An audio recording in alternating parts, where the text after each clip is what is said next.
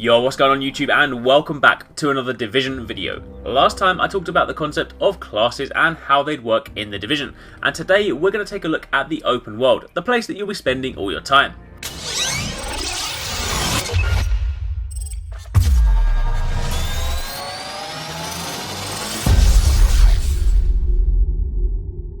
First up, the game is set in a huge online persistent world that is designed to evolve over time. Ubisoft have said that the intention is to build on the existing world, expanding it in time, which effectively means you'll likely see MMO style expansions or perhaps even a model akin to that of Destiny's upcoming DLC packs. Either way, the world that you start in will not be the same world that you end up in. Also, Ubisoft intends to only have one server per platform, which means if you are playing on Xbox One, for example, everyone will coexist in the same online world. The main reason for this is to prevent players from having to create multiple characters across different servers to cater to different groups of friends.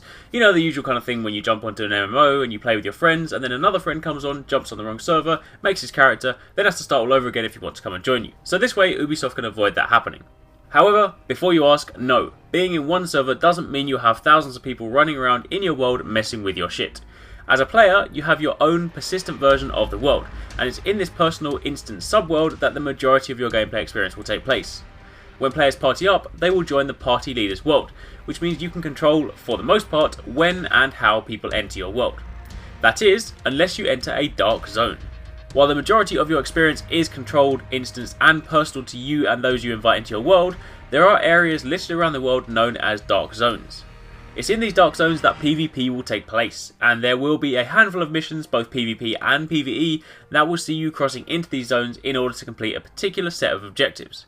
And while you're in the dark zone, anything goes. You will encounter other players, some friendly, some hostile, so it's down to you to decide who you trust. Also worth noting, if you die in PvP, then any items that you've gathered and haven't extracted with and in turn saved will be lost, so you really do need to think carefully before crossing into a dark zone. Now, changing the topic slightly, in an attempt to make the game feel fresh each time you play, there's an extensive dynamic content system in place that will help generate new experiences for you each time you jump into the world and keep things varied. Pair this with the fact that the entire map is open to you at the beginning of the game, and you have a vast, ever-changing world to explore as you see fit. Right from the start of the game, you will be the one making the decisions. Quests or missions will unfold wherever you go, so while you may get direction from time to time, you too can carve your own path. Now, if you're looking for a sense of scale, the map is said to be 36 square miles or 96 square kilometers, which is bigger than Skyrim's map, so that is a pretty vast area to explore. But you won't find any dragons in this one. And being set in America, familiar place names will make an appearance in the open world for you to relate to, such as Washington Street. It's also worth noting that being a fully persistent world, the game is always online. Whether you're playing solo or with friends, everything is online.